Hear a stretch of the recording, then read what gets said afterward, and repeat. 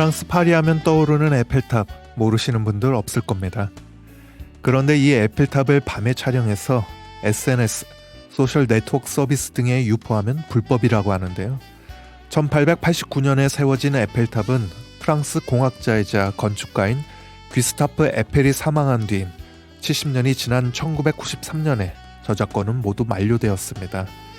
다시 말해 더 이상 에펠탑 모형으로 만든 기념품을 팔아도 불법이 아니란 말인데 유독 밤에 찍은 사진이 저작권에 위배되는 이유는 뭘까요? 그건 바로 1985년에 설치한 에펠탑 조명 때문인데요. 저작권법상 건축물이자 예술작품으로 분류된 에펠탑은 조명을 설치했기 때문에 이를 관리 운영하는 회사가 저작권을 갖게 된 거죠. 물론 저작권자가 고소하지 않는 한 상업 용도가 아닌 개인 용도로 사용하는 것까진 큰 문제가 되진 않겠지만 이런 이유 때문이라면 밤에 촬영한 광화문의 세종대왕상도, 이순신 장구상도 마찬가지가 아닐까 생각이 듭니다. 새해 들어 접하는 이런저런 좋지 않은 소식들로 인해 나를 포함한 세상이 더욱 어두워진 듯 싶다가도 나의 존재 가치를 높이는 이유, 우리를 비추는 빛 때문임을 다시금 상기하게 됩니다. 세계 선교보고 찬양으로 시작합니다. 주 예수 나의 당신이여, 그레이스 싱어즈가 부릅니다. 빛이 없어도 환하게 다가오시는 주 예수 나의 당신이여, 음성이 없어도 똑똑히 들려주시는 주 예수 나의 당신이여, 당신이 계심으로 나는 있고 당신의 노래가 머물므로 나는 부를 수 있어요. 주여, 꽃처럼 향기 나는 나의 생활이 아니어도 나는 당신이 좋을 수밖에 없어요. 주 예수 나의 당신이여.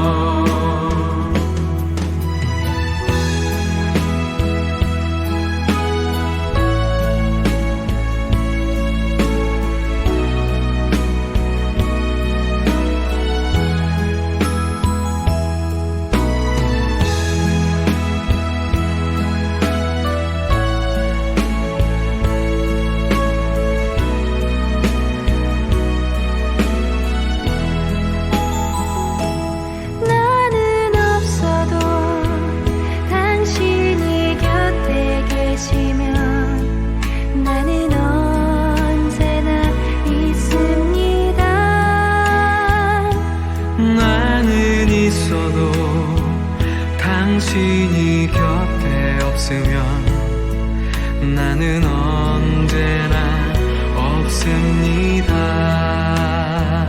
당신이 계심으로 나는 있고 당신의 노래가 머물므로 나는 부를 수 있어요. 주여, 꽃처럼 향기 나는 나의 생활이 아니어도 나는 당신이 좋을 수밖에 없어요. 주 예수 나의 당신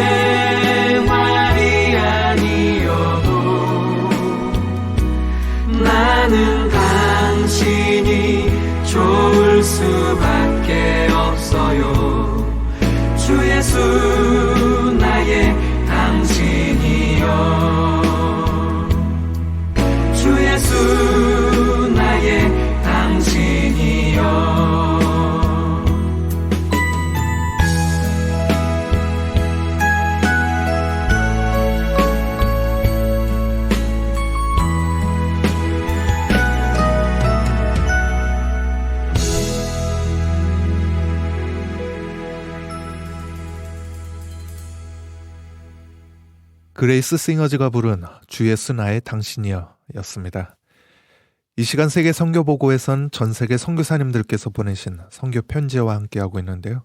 새해 들어 코로나19 확산 방지 조치로 한국에서는 비대면 예배가 지속되고 있는 가운데 대만에선 나라와 민족을 위한 신년 기도회가 주 대만 한국 선교사 연합회의 주최로 치러졌다고 합니다. 관련 내용을 대만 현지에서 김혜옥 선교사님이 전합니다. 안녕하세요. 대만의 김혜옥 선교사입니다. 주 대만 한국 선교사 연합회 나라와 민족을 위한 신년 기도회가 있었습니다. 주 대만 한국 선교사 선교 역사는 1949년 기름교회를 시작으로 해서 72주년이 되는 해입니다. 그리고 주대만 선교사 연합회는 교파를 초월한 한국 선교사들의 연합회 모임으로 대만 선교와 회원 상호 간의 협력과 친교를 도모하기 위한 목적으로 1988년 6월 18일 창립되어 현재 33회기로 북부, 중부, 남부 3개 지회에 160여 가정이 서로 협력하며 아름답게 대만 선교를 감당하고 있습니다. 매년 한국에서 강사님을 모셨는데 올해는 코로나로 인해 중화복음 신학원에서 따이지종 원장이신 허드슨 테일러 오대선을 모시고 말씀이 있었습니다. 신년 기도회로 합심으로 기도회도 가졌습니다. 나라와 민족을 위해 한국과 대만 코로나 상황을 위해 기도하였습니다. 현재 영국에서 대만으로 온 소년 한 명이 변형 바이러스이므로 외국인들이 전면 입국 금지되고 있습니다. 여기 대만 상황은 공공장소에서만 마스크를 쓰고 있고요. 모두 정상으로 생활하고 있습니다. 한국과 대만을 위해 주 타이베이 대한민국 대표부 강영훈 대사님과 정광호 영사님도 함께 해주셔서 나라를 위해 기도했습니다. 그리고 대만 12MC 실업인과 전문인들에게 복음을 전하는 공동체에서 매번 선교사회 행사 때마다 후원해 주셔서 감사하기도 하답니다. 작년과 올 한해는 코로나로 하늘길과 바닷길도 막힌 나라가 너무나 많은데요. 어려운 지역, 나라 곳곳마다 주님의 긍휼하심에 하루빨리 코로나19가 종식되고 자유로운 생활을 할 수 있는 그런 날이 빨리 오기를 바라며 출발하는 이 한 해도 기도하며 기대합니다. 새해 복 많이 받으십시오. 신년快乐!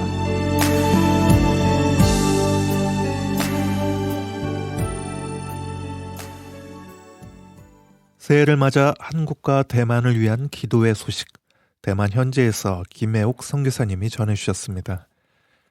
계속해서 이번에는 말레이시아에서 전해온 소식입니다. 코로나19 확진자가 점차 많아지고 있는 가운데 한국 기독교 주요 교단들이 이단과 사이비로 규정한 교회로부터 파송받은 목사가 현지 말레이시아에서 성추행 혐의로 체포된 사건이 발생했습니다. 이로 인해 선교사님들의 활동에도 적잖은 악영향이 우려되기도 하는데 관련 내용과 함께 말레이시아 선교 소식을 김명준 선교사님이 전합니다.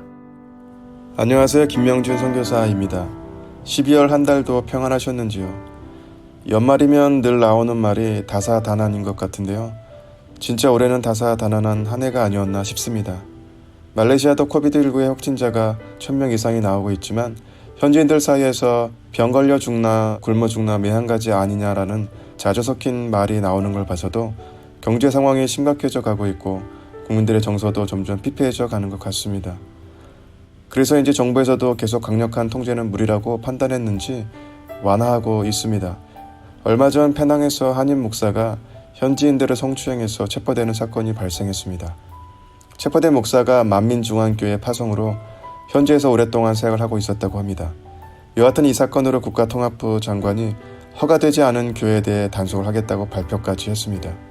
최근 들어 선교사들의 활동이 많이 위축되고 신변에 대한 안전도 많이 약화한 상황에서 진짜 신변 안전을 보장할 수 없게 되어서 걱정에 먼저 앞서게 되는데 저를 포함한 모든 선교사에게 주님의 보호하심이 늘 있기를 기도하고 있습니다. 샤론교회 소식입니다. 샤론교회는 다른 여타의 사역을 진행할 수 없어서 주일만 현장 예배로 드리고 있습니다. 동말레이시아 사바로 다니러 갔던 성도들은 아직까지 돌아오지 못하고 있습니다. 사바 지역이 워낙 확진자가 많이 나오고 있는 지역이라 통제가 쉽게 풀리지 않아서 안타깝지만 조만간 통제가 더 완화될 것으로 기대하고 있습니다. 그동안 서말레이시아도 지역 간 이동이 어려웠는데 통제가 완화되어 오랜만에 직접 성탄 행사와 예배를 인도했습니다. 교회에서 식사를 할 수 없어서 아내가 손수 도시락을 준비했는데요. 새벽부터 일어나 도시락 준비를 도우면서 힘들기보다는 그냥 찬양이 흥얼거려지며 기쁨이 넘쳤습니다. 여러 상황으로 예년처럼 많은 성도가 모이지는 못했지만 참석한 성도들이 각자 선물을 준비해서 나누는 등 코비드19의 사태가 성탄의 기쁨을 막지는 못하는 것 같습니다. 성도들이 깜짝 선물을 준비해서 주는데 너무나 기쁘고 행복한 시간이었습니다. 마을 이야기입니다. 임마누엘 교회를 비롯한 사역지마다 성탄의 기쁨을 나누었습니다. 코비드19 사태가 계속 이어지면서 원주민 성도들도 많은 어려움을 겪고 있어서 몇몇 어려운 가정을 도와야겠다는 생각을 했던 것이 결국 모든 마을을 돕게 되는 계획으로 바뀌게 되었고 필요한 재정에 채워주는 놀라운 은혜가 있었습니다. 무엇보다 현지에 계신 선교사님들이 상황이 여의치 않음에도 후원을 해주셔서 그 은혜가 더 컸던 것 같습니다. 말씀처럼 마음의 소원만 품어도 하나님께서 다 아시고 역사하시는 것을 새삼 깨닫게 됩니다. 현재 임마누엘 교회가 임대를 해서 있습니다. 사실 올 초부터 삐안 전도사로부터 교회 이전에 대한 계획을 듣던 중 페락주의 왕인 술탄이 직접 교회 건물을 구입을 해서 후원을 한다는 얘기를 들었었습니다. 그때만 해도 각 주의 술탄은 공식적으로 이슬람의 수호자로 되어 있는데 과연 교회 후원이 가능한 일인가 라고 생각을 하고 반신반의했었습니다. 그런데 이제 건물주가 사인만 하면 최종 진행이 된다는 얘기에 놀랐습니다. 아직 진행 중인 상황이지만 성도들의 바람대로 이루어지기를 기대하며 기도하고 있습니다. 조호바루 소식입니다. 조호바루 지역도 확진자 비율이 높아져서 부분 통제가 이루어지고 있지만 많이 완화된 분위기입니다. 올해 교회 비전 중 하나였던 세 곳의 선교지 후원을 못하고 있었는데 기도 가운데 성탄 후원을 해야겠다는 마음을 주셔서 진행했습니다. 손에 꼽을 성도님들만 계시지만 십시일반 후원을 하셔서 세 분의 선교사님께 후원금을 드리게 되었는데요. 큰 감사와 더불어 깊은 은혜가 있었습니다. 샤론교회 찬양팀이 조호바루까지 찾아와 함께 성탄 예배를 드렸습니다. 연초 계획했던 것은 전 성도가 함께하는 연합 예배였지만 현 상황 때문에 그렇게 하지는 못하고 찬양팀만 왔지만 그 가운데에도 은혜가 넘쳤습니다. 내년에는 전 성도가 함께하는 연합 예배를 다시금 기대해 봅니다. 조호에서 원주민 사역을 하고 계시는 선교사님의 요청으로 숭아이 빠빤이라는 마을에서 사역을 했습니다. 개척하는 곳이라 모든 환경이 쉽지는 않지만 해맑은 아이들과 함께 찬양할 수 있다는 것만으로도 너무나 감사한 시간이었습니다. 모두 기도해 주셔서 지난달 수술을 했던 예천이는 부대에 복귀해서 군생활을 잘하고 있습니다. 어려운 시국에 아프지 않는 것이 제일인 것 같습니다. 코로나19 사태 속에서도 바쁘게 12월을 보내게 된 것이 어쩌면 가장 감사한 일이 아니었나 싶습니다. 이제 2020년도를 마감하게 되었는데요. 올 한 해 참 어렵고 힘든 시기였지만 하나님의 보호하심과 많은 분의 기도 그리고 후원으로 지금까지 지내오고 있어서 감사할 따름입니다. 분명 내년에는 모든 상황이 나아질 것이라 믿습니다. 아무쪼록 건강에 유의하시기를 바라며 힘차게 시작하시는 2021년도가 되시기를 간절히 소원합니다. 감사합니다. 기도를 부탁드리겠습니다. 첫 번째, 희망찬 21년도와 새로운 계획들이 진행될 수 있도록 많은 기도를 부탁드립니다. 두 번째로 페낭 사건의 여파가 사역과 신변의 안전 문제로 이어지지 않도록 많은 기도를 부탁드리고요. 세 번째, 조호바루 교회에서 함께할 동역자가 세워질 수 있도록 많은 기도를 부탁드립니다. 마지막 네 번째로 재정적인 어려운 부분을 잘 극복해 나갈 수 있도록 많은 기도를 부탁을 드립니다. 감사합니다.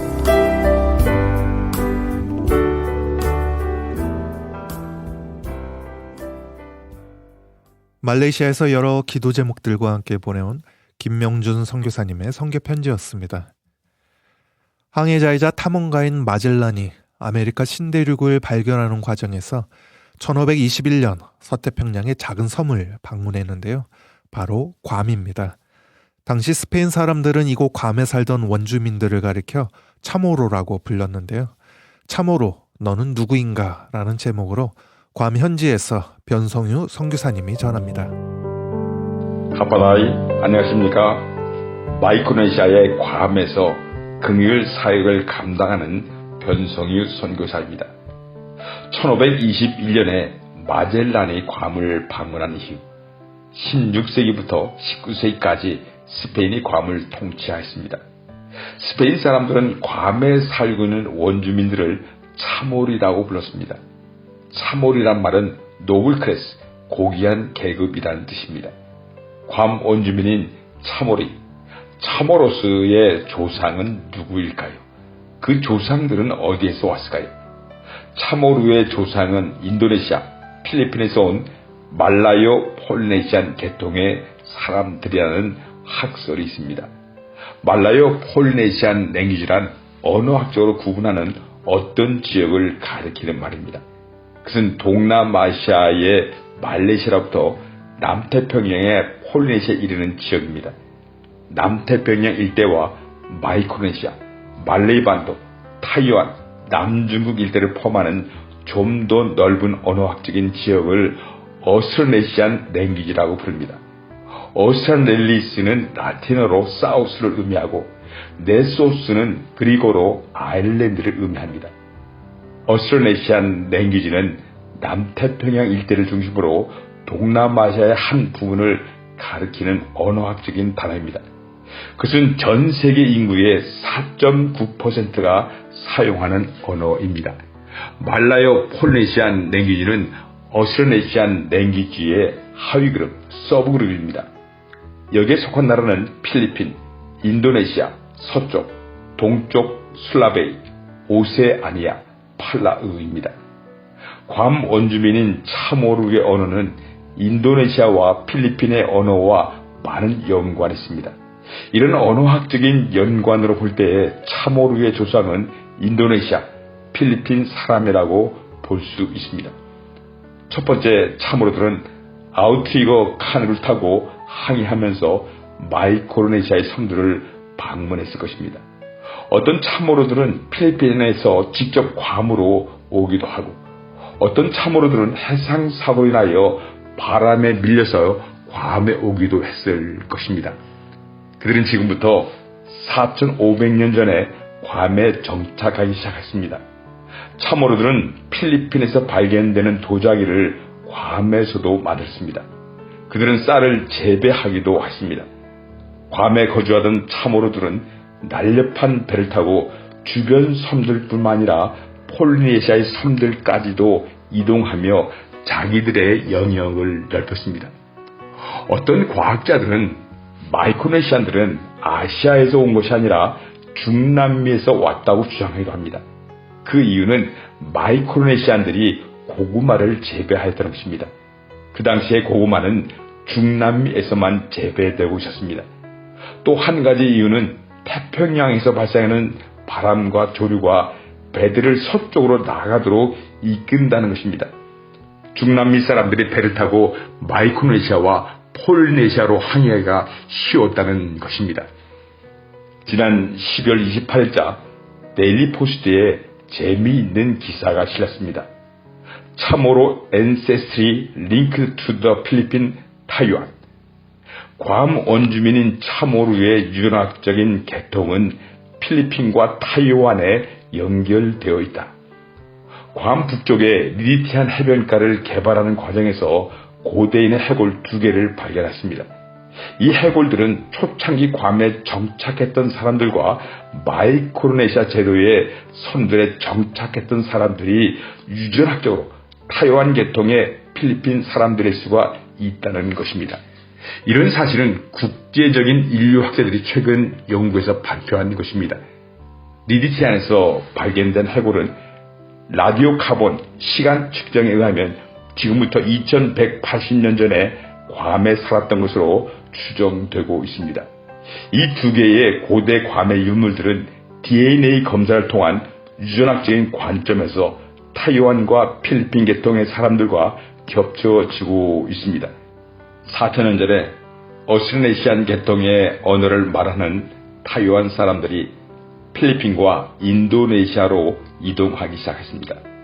그들은 3,500년 전에 마이크로네시아 제도의 섬들에까지 이동하며 정착했습니다.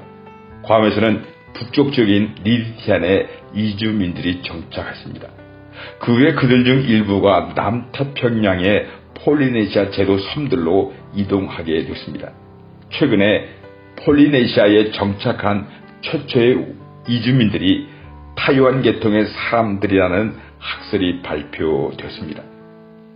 지금부터 3,500년 전에 타이완과 필리핀에서 배를 타고 머나먼 바다끝을 향하여 떠난 사람들, 망망대해를 항해하다가 마이크로네시아에 정착한 용감한 사람들, 그들이 바로 괌의 조상들이었고 마이크로네시아 섬 사람들의 조상들이었습니다. 현재 서태평양의 작고 작은 섬에 살고 있는 사람들은 용감하고 모험적인 조상들의 후손들입니다. 작은 섬에 산다고 무시할 수 없는 사람들이죠. 그들의 조상들처럼 2021년에 미지의 세계를 향하여 용감하게 도전하는 섬 사람들이 되기를 기대해 봅니다.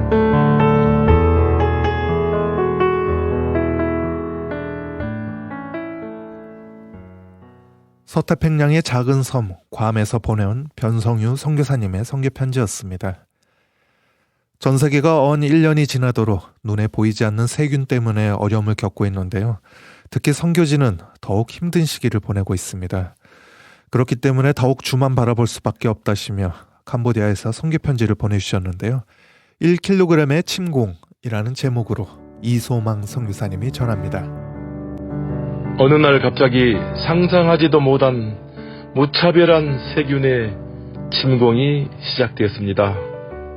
전 인류는 무방비 상태에서 보이지 않는 바이러스에게 급습을 당한 채 백신도 없고 치료제가 없어 우왕좌왕하는 사이에 석수무책으로 많은 사람들이 죽고 병들고 후유증으로 시달리고 있습니다.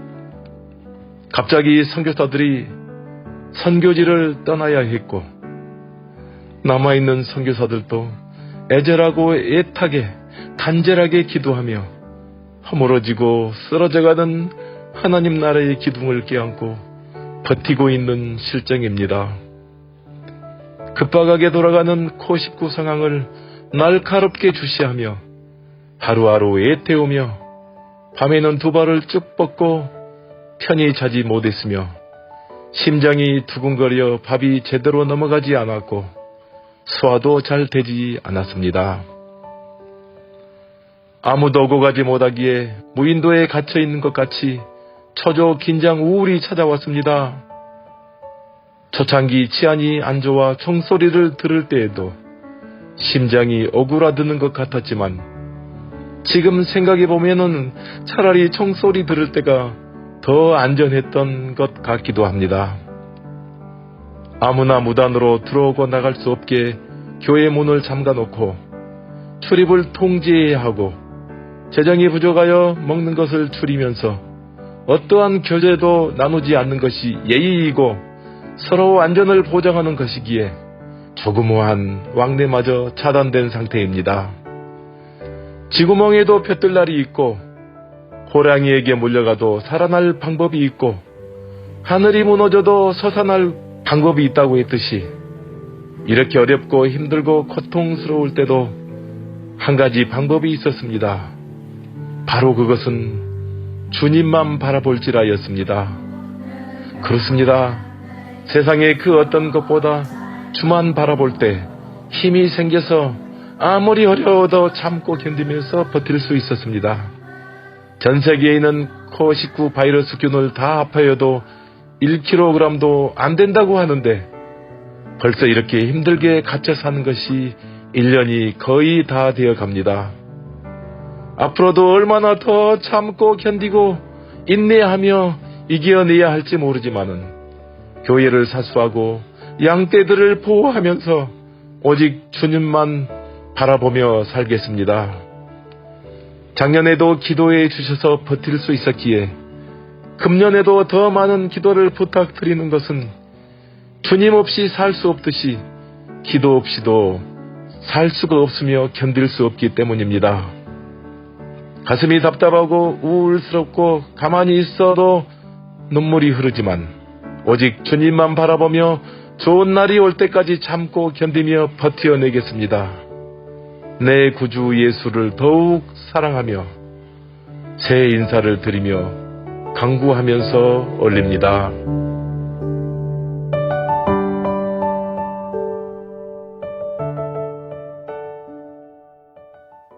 캄보디아에서 보내온 이소망 선교사님의 선교 편지였습니다. 오늘 전해드린 선교사님들의 선교 편지엔 선교지의 생생한 모습들을 담은 사진과 동영상들이 있었는데요.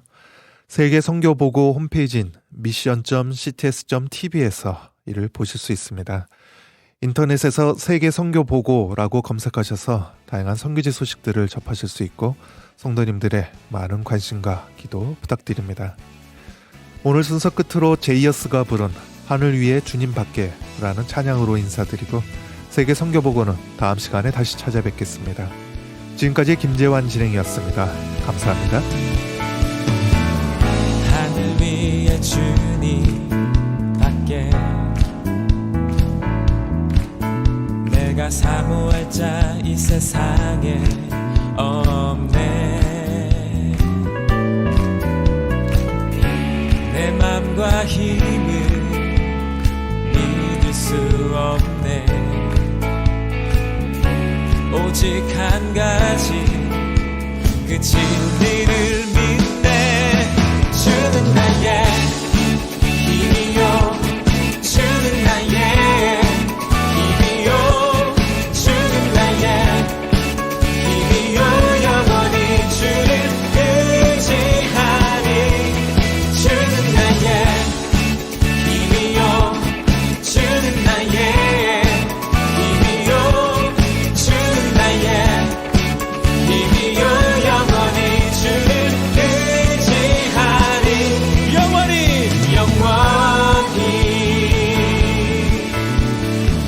다시 한번 찬양하기 원합니다. 하늘 위에 주님 밖에